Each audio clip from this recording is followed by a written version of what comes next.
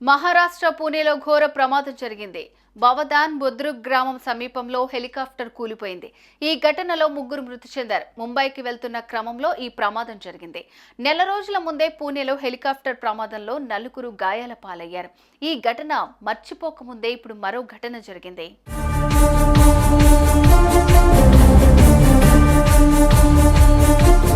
ప్రమాద సమయంలో హెలికాప్టర్లో ఇద్దరు పైలట్లు, ఓ ఇంజనీర్ ఉన్నారు.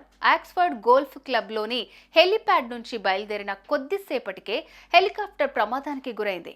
వాస్తవానికి హెరిటేజ్ ఏవియేషన్కు చెందిన 2 ఇంజన్లు ఉన్న ఈ అగస్టా హెలికాప్టర్లోనే ఎన్సీపీ ఎంపీ సునీల్ తర్కరే మంగళవారం ప్రయాణం చేశారు. పూణే నుంచి పర్లీకి వెళ్లి తిరిగి వచ్చారు. ఆ తర్వాత హెలికాప్టర్ను పూణేలోనే వదిలేసి ముంబై వెళ్లిపోయారు. ఈ ఉదయం మళ్లీ హెలికాప్టర్లో రాయగడలోని సుతార్వాడికి సునీల్ వెళ్లాల్సి ఉంది. దీంతో ఆయన్ని పిక్ చేసుకోవడానికి వెళ్తున్న టైంలోనే ఘోరం జరిగిపోయింది.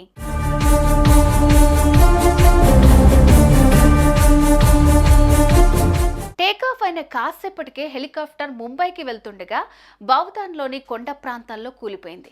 ప్రమాద సమయంలో హెలికాప్టర్లో ఉన్న ముగ్గురు మృతి చెందారు. హెలికాప్టర్ కూలడాన్ని చూసిన గ్రామస్తులు హింజేవాడి పోలీస్ కంట్రోల్ రూమ్కు సమాచారం అందించారు. పోలీసులు, వైద్య బృందం సహాయంతో ఘటనా స్థలంకు చేరుకుని విచారణ చేపట్టారు.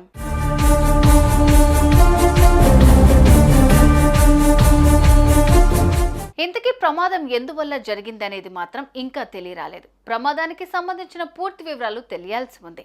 విమానయాన అధికారులు ఘటనపై దర్యాప్తు చేపట్టారు. విమానం కూలిపోవటానికి కారణం ఏంటి అనే విషయాలపై విచారణ చేస్తున్నారు. మృతుల్లో పైలట్లు పరమజిత్ సింగ్, జీకే పిళ్ళై, ఇంజనీర్ ప్రీతం భరద్వాజ్ ఉన్నారు.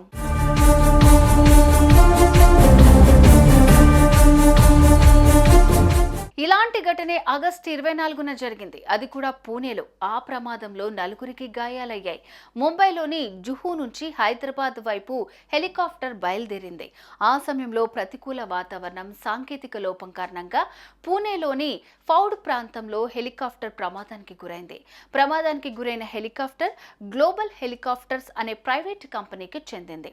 నెలన్నర వ్యవధిలోనే తాజాగా పూణేలో మరో హెలికాప్టర్ ప్రమాదం చోటు చేసుకుంది.